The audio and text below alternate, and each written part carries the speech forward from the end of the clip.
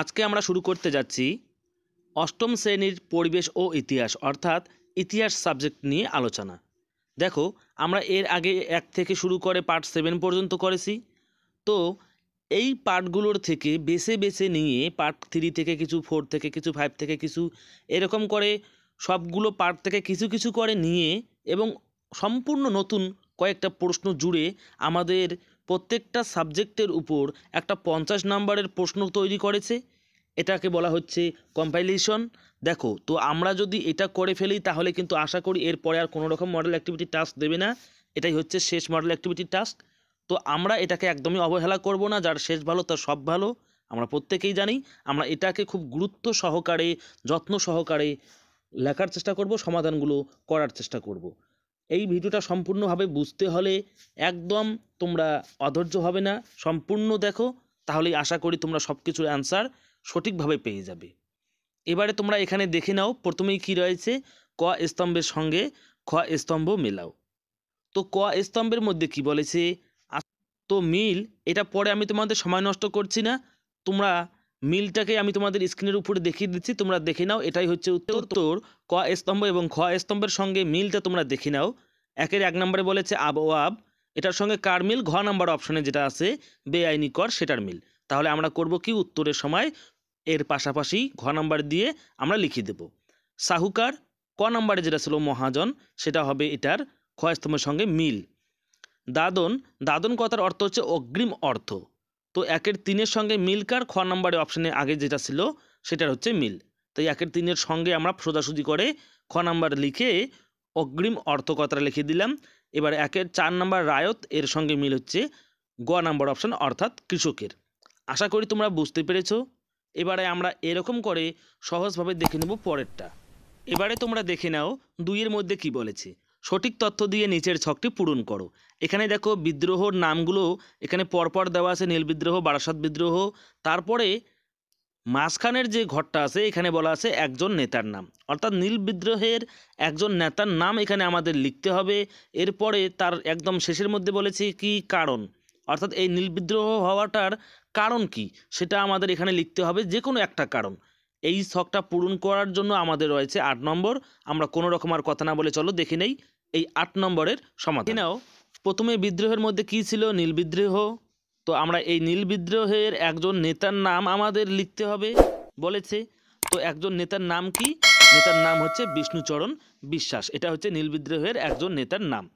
এরপরে আমরা দেখে নিই নীল বিদ্রোহের কারণ।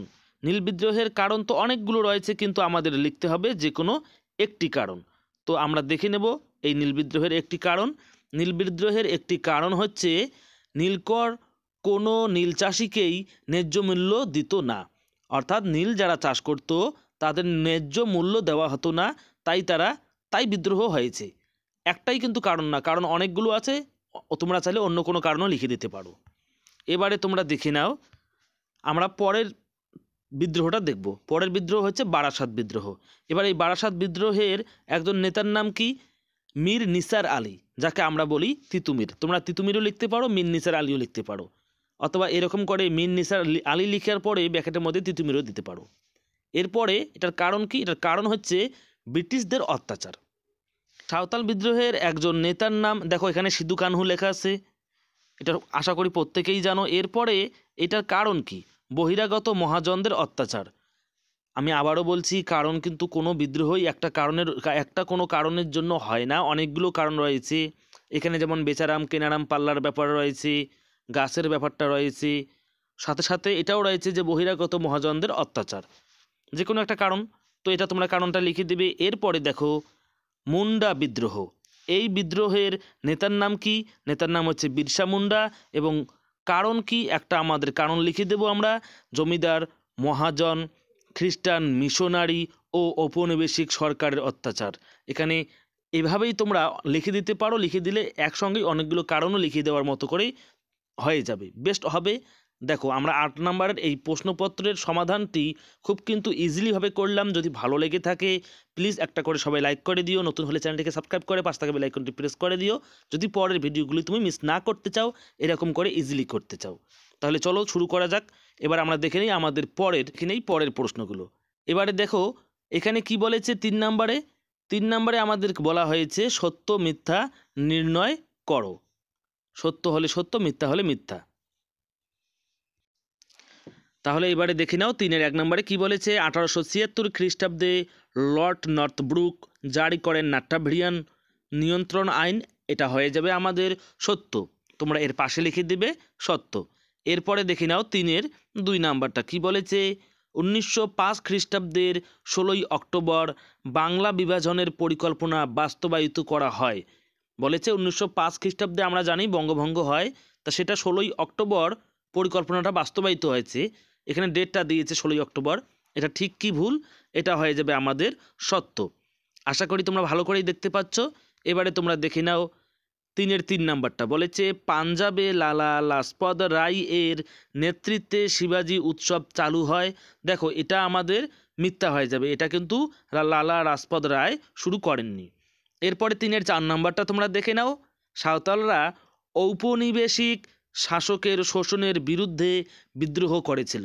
আমরা একটু আগেই দেখলাম সাঁওতাল বিদ্রোহের সময় তার কারণটা কী ছিল, তারা ঔপনিবেশিক অর্থাৎ ইংরেজদের বিরুদ্ধে বিদ্রোহ করেছিল।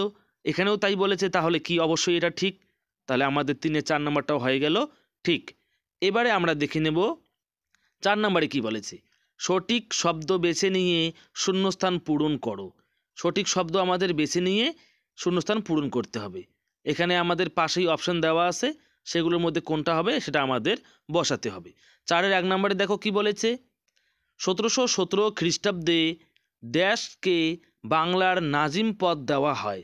এখানে মুর্শিদ কুলি খান, সাদ্দাত খান, আলীবর্দী খান, কোনটা হবে সঠিক অ্যান্সার? এখানে কিন্তু আমাদের সঠিক অ্যান্সারটি হয়ে যাবে অপশন নাম্বার, মানে প্রথমেই যে আমাদের অপশনটি রয়েছে মুর্শিদ কুলি খান, সেটাই হচ্ছে আমাদের সঠিক অ্যান্সার। তাহলে আমরা শূন্যস্থানের মধ্যে কি লিখে দেব? আমরা শূন্যস্থানের মধ্যে প্রথম শূন্যস্থানের মধ্যে লিখে দেব মুর্শিদ কুলি খান। এরপরে তোমরা দেখে নাও 4-এর 2 নাম্বার প্রশ্ন। এখানে কি বলেছে। 1722 খ্রিস্টাব্দে ড্যাশ এর নেতৃত্বে অযোধ্যা এবং স্বশাসিত আঞ্চলিক শক্তি হিসাবে গড়ে ওঠে। কার নেতৃত্বে?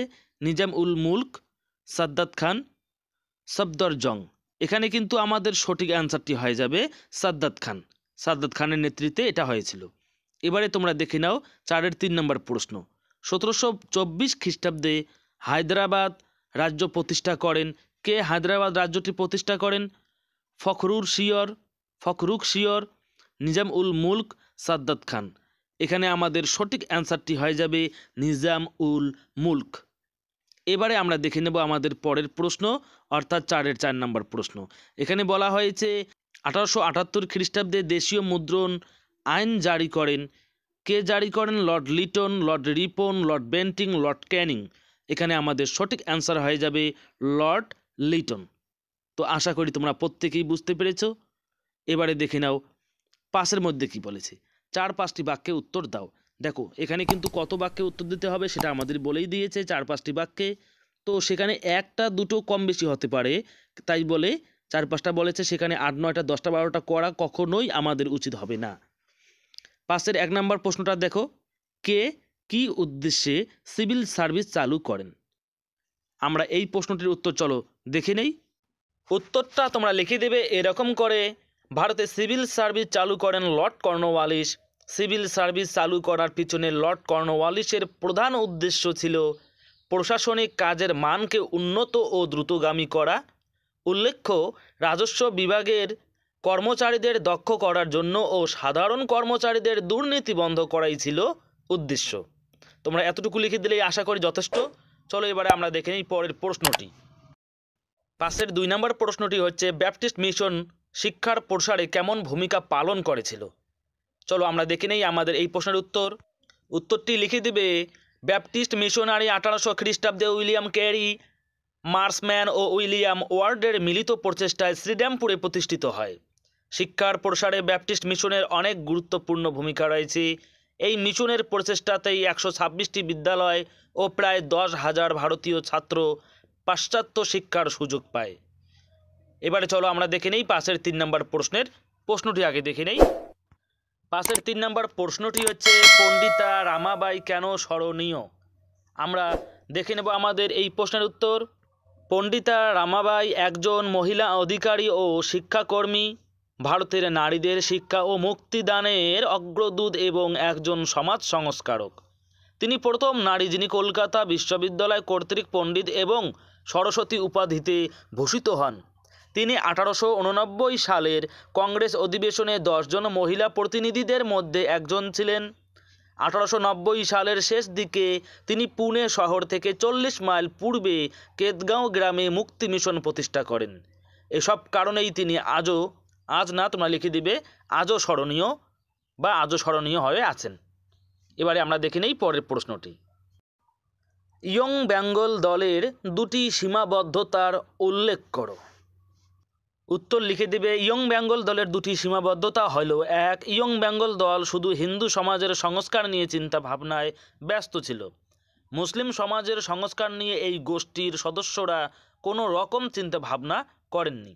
এবারে 2 নাম্বারটা তোমরা লিখে দেবে রোমান হরফের 2 লিখে।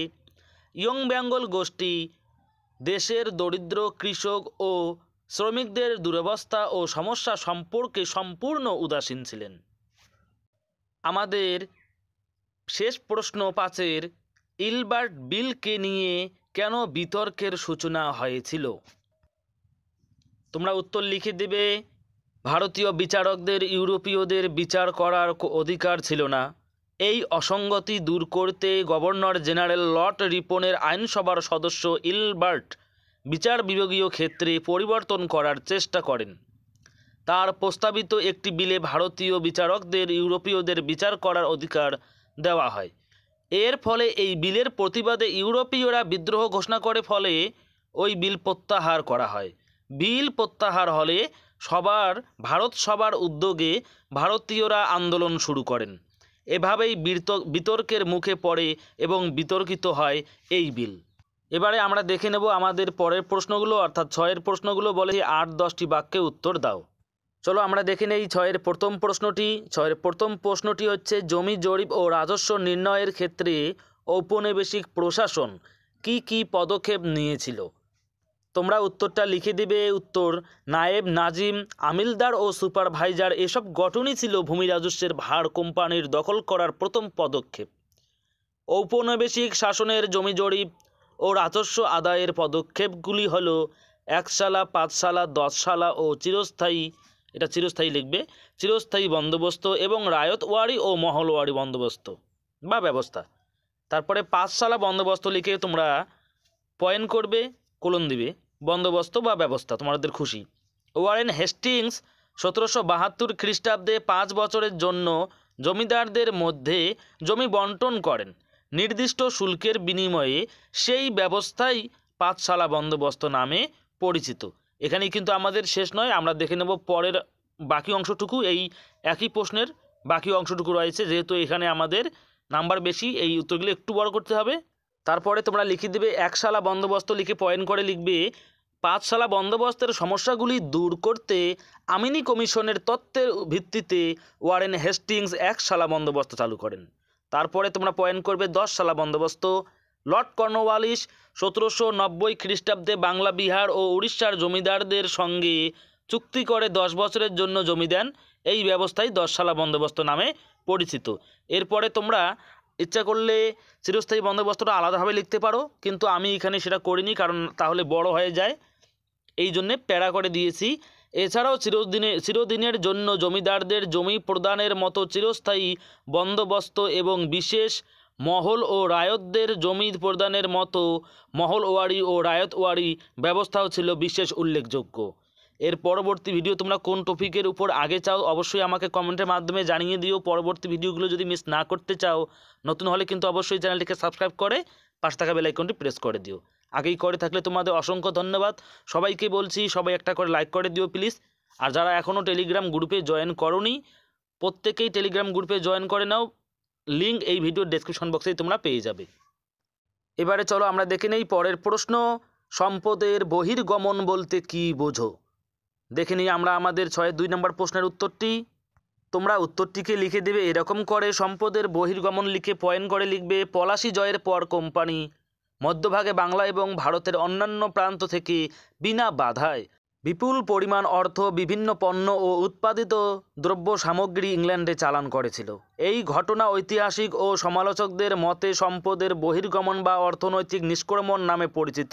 দাদাভাই নরওয়েজে রমেশচন্দ্র দত্ত সম্পদের বহির্গমনকে ড্রেন অফ ওয়েলথ বলে উল্লেখ করেছেন। সময়কাল লিখে পয়েন্ট করে লিখবে 1757 খ্রিস্টাব্দে পলাশির যুদ্ধ জয়ের পর থেকেই কোম্পানি বিভিন্নভাবে সম্পদের নির্গমন ঘটাতে শুরু করে। কার্ল মার্কস দাস ক্যাপিটালের প্রথম খণ্ডে উল্লেখ করেছেন যে। এরপরে আমরা চলো পরের পেজে দেখে নেই এই উত্তরের বাকি অংশটুকু। তোমরা কন্টিনিউ পরবর্তীতে লিখে দিবে 1757 থেকে 1766 খ্রিস্টাব্দের মধ্যে 6 মিলিয়ন পাউন্ড শুধু উপহার বাবদ ভারতের বাইরে চালান দেওয়া হয়। নির্গমনের পদ্ধতি লিখে কোলন ড্রেস দিবে। সম্পদের নির্গমন ঘটেছিল অনেক পদ্ধতিতে, তার মধ্যে দুটি বিশেষ পদ্ধতি হলো: 1 কোম্পানির কর্মচারী ও বণিকদের মাধ্যমে, 2 কোম্পানির বাণিজ্য অর্থনীতি ও রাজস্ব নীতির মাধ্যমে। এরপরে তোমরা শেষ প্যারা করে লিখে দিবে বহির্গমন সম্পত্তির প্রায় 70% এই দুটি পদ্ধতিতে ভারত থেকে ইংল্যান্ডে নির্গমন করেছিল ব্রিটিশরা। চলো আমরা দেখে নিই আমাদের শেষ প্রশ্ন। শেষ প্রশ্নটি হচ্ছে 6-এর 3 নম্বর প্রশ্ন। 20 শতকের প্রথম দিকে বাংলায় গড়ে ওঠা বিভিন্ন গুপ্ত সমিতির পরিচয় দাও। গুপ্ত সমিতি এগুলোর মেন কাজ ছিল এরা গোপনে থেকে প্রশিক্ষণ নিচ্ছিল কেমন করে ভারত থেকে ব্রিটিশকে সমূলে উৎক্ষেপ করা যায় তার জন্য। চলো আমরা দেখে নেই এই প্রশ্নের উত্তর। তোমরা এখানে উত্তরটা স্ক্রিনের মধ্যে দেখতেই পাচ্ছ।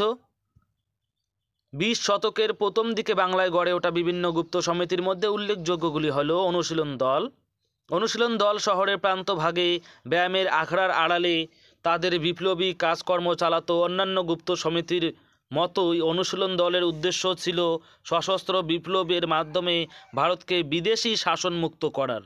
অনুশীলন দল রাজনৈতিক ডাকাতি, বোমা তৈরি, অস্ত্র প্রশিক্ষণ, ব্রিটিশ কর্মচারীদের ও তাদের বিচারে বিশ্বাসঘাতক তকমা পাওয়া ভারতীয়দের হত্যার কাজে নিযুক্ত ছিল। বাংলার গ্রামাঞ্চলে অনুশীলন দলের যথেষ্ট প্রভাব ছিল। এখানেই কিন্তু আমাদের উত্তরটি শেষ নয়, তোমরা শেষের উত্তরটি ভালো করে একটু বড় করে লিখে দিবে। তাই আমরা করব কি, পরের পেজে দেখে নেব এই প্রশ্নের উত্তরের বাকি অংশটুকু। এর পরের পয়েন্ট তোমরা করবে যুগান্তর দল লিখবে। যুগান্তর দল আসলে অনুশীলন দল এর সহযোগী একটি গুপ্ত বিপ্লববাদী দল। চরমপন্থার মাধ্যমে ইংরেজদের দেশ থেকে উচ্ছেদ করে স্বাধীনতা অর্জন করাই ছিল এই সংগঠনের প্রধান লক্ষ্য। অনুশীলন সমিতির সাথে মতভেদের কারণে যুগান্তর এর জন্ম। এর নেতৃত্বেও ছিলেন অরবিন্দ ঘোষ, রবীন্দ্র কুমার ঘোষ, উল্লাসকর দত্ত প্রমুখ। অনুশীলন সমিতি ছিল বঙ্কিমচন্দ্র চট্টোপাধ্যায়ের অনুশীলন তত্ত্বের আদর্শে গঠিত বাংলার একটি সশস্ত্র ব্রিটিশ বিরোধী সংগঠন। মূলত ঢাকা ও কলকাতা শহরকে কেন্দ্র করে এই দলটি 20 শতাব্দীর প্রথম ভাগে সংগঠিত হয়েছিল। এবারে আমি তোমাদের শেষ একটি পয়েন্ট দেখিয়ে দিচ্ছি। তোমরা যদি এটা লেখো তাহলে অবশ্যই কিন্তু নোটটি খুব ভালো হবে, না লিখলেও চলবে। ময়মনসিংহ অনুশীলন সমিতি গঠন করেন ত্রৈলোক্যনাথ চক্রবর্তী। এই সমিতির সভ্য ছিলেন জ্ঞানচন্দ্র মজুমদার, রমেশচন্দ্র চৌধুরী, অমূল্যচন্দ্র অধিকারী প্রমুখ। এতটুকু তোমরা আশা করি লিখে দিতেই পারবে। তাহলে দেখা হচ্ছে পরের ভিডিওয়ে। আর পরের ভিডিও কোন টপিকের উপর চাও অবশ্যই কিন্তু তোমরাই আমাকে বলে দেবে। এই ভিডিওটি কেমন লাগলো সেটাও বলে দেবে। আর যারা এখনও পর্যন্ত টেলিগ্রাম গ্রুপে যুক্ত হয়ে যাওনি তাদেরকে বলবো টেলিগ্রাম গ্রুপে যুক্ত হয়ে যাও। সেখানে আমি তোমাদের ক্লাসের সাবজেক্ট থেকে কুইজ প্রতিযোগিতা অলরেডি শুরু করে দিয়েছি। তোমরা প্রত্যেকেই সেখানে জয়েন হও। সবাই বেশি বেশি করে লাইক করো, শেয়ার করো, কমেন্ট করো আর দেখতে থাকো এপিটিএফ ইম্পর্টেন্ট। আজকে এখানেই বিদায় নিচ্ছি। সবাই ভালো থেকো, সুস্থ থেকো আর সঙ্গে থেকো।